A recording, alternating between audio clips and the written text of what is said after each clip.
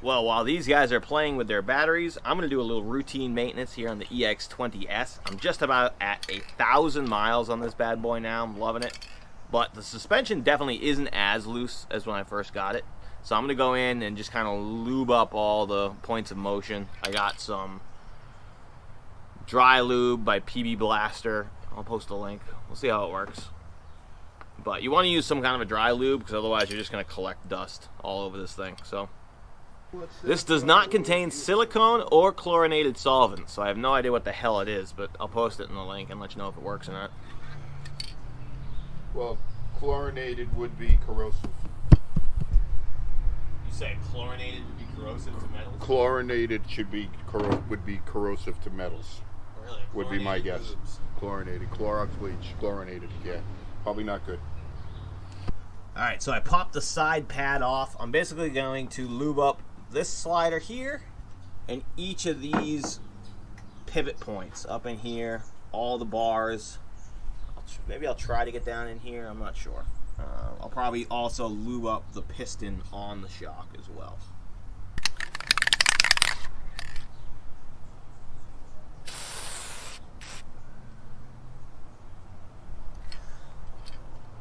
The reason I got this one, because it says safe for use on plastics. I assume some others are not safe for use on plastic, so I got the one that is.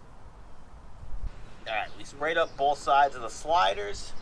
Now I just let the air out of the shock and we'll start taking these off and just getting that all lubricated.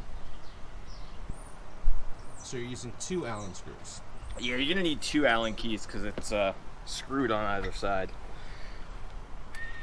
Or is it just like you're screwed? I could just be screwed.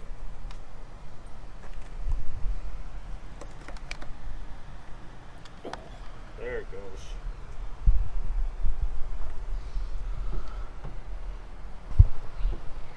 All right. Oh yeah. Oh, he's lubed. Oh, that's smooth again, baby. Yeah, Smooth like- like butter? Like day one again. All right, good, George. Now your wheels open, you get to go. So Oh, that's yeah. all. So you Get some beer. got some lube up on that. What's all that white stuff? Is that the lube? That's the lube. It's dry lube. Oh, God. So I got to I'll just wipe that. That's fine. God, George, it looks like your your bedpost. I got a little excited. It looks like your bedposts. Well, George, it's called dry lube, but it comes out wet. Look, see? Yeah, it comes out wet and then dries. Oh, look at it. You can see it drying. Are you gonna spray it or no? Ready? So you spray it, it comes out wet.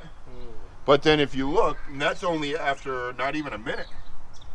It dries out. That way it doesn't, That's that way it the doesn't lube. collect That's dust gonna and be the dirt. Like, propellant. I don't want The it to. propellant's evaporating. Yeah. It's probably ice cold, mixing with the atmosphere. All right, guys. So for those of you who are following along with my 12-volt modification, my buck converter actually ended up frying on a really long ride. I went out for like an hour and a half with the light running the whole time. Turned it off. When I went to go turn it back on, wouldn't turn on. So I think it probably pulsed when I turned it on. Black cherry. All right. Hard seltzer. That's good shit. Thank you, sir. But basically, I had a 10 amp fuse on a 10 amp buck converter, which did not And you protect were the buck drawing converter. more than 10 amps. And I was drawing slightly more than 10 amps. So I thought there would be a little room for margin. There wasn't. But we're Your gonna good today. friend Brian, out of the kindness of his heart, My good friend Brian, out of the kindness of his heart, purchased George a new buck converter. 15 amps, baby. We're gonna put a 12-volt. We got fuse some on. dark gold going on here. 15 amps. Ooh, dark Up gold. to 120 volts. We'll see this bad thing. I'm Open it- I don't open it know up, why. Nick. You Open got it a up. soldering Unbox it. iron. You have a soldering iron right there. I don't know why you're not soldering the end on Don't it. tell me what to do, Unbox devil it, woman. baby. First of all, no directions. Nothing inside. You know what I mean? So Oh. it is pretty small. It's only ever so slightly larger than And look, my no fuse. no fuse. That's all right. We can cannibalize the fuse off the other one. No, I have fuses. So you're saying he's complaining because there's no directions, but it's pretty self-explanatory.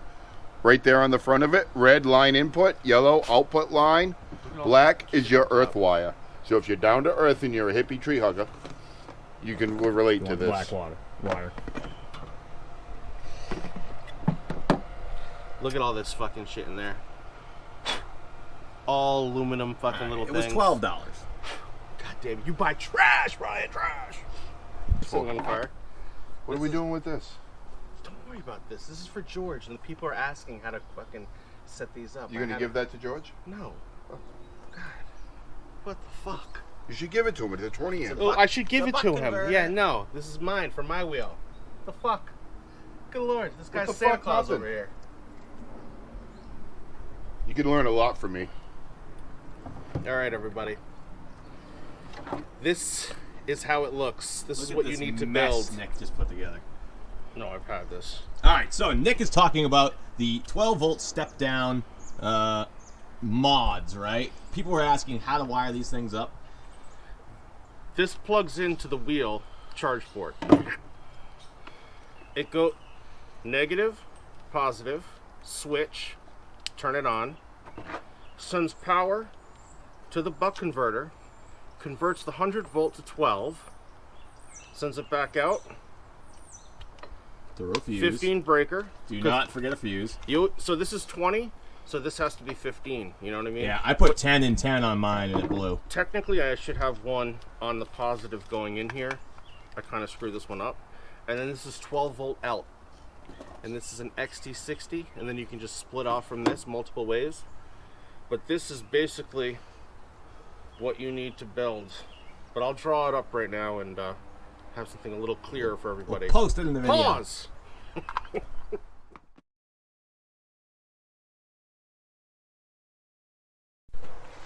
Alright, so we're just cannibalizing the fuse off of the old buck converter. Right here. And we just cut the wires. The new one is significantly bigger, so I'm not sure if it's going to fit in the same spot or not. We're going to have to try and see what happens.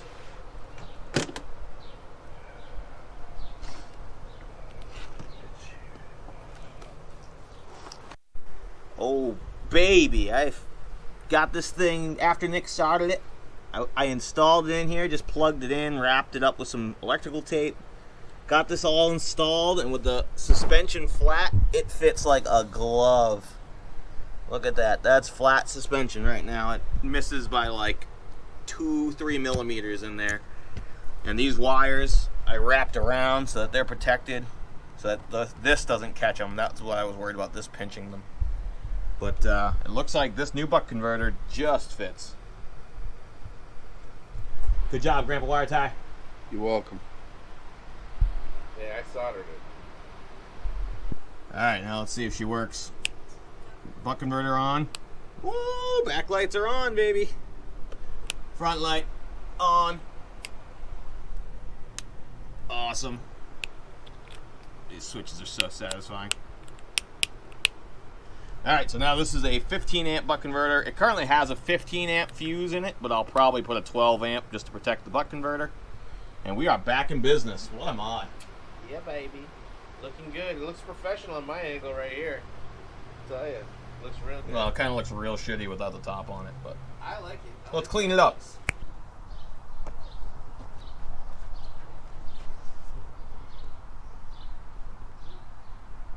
All right, she is back in business, baby.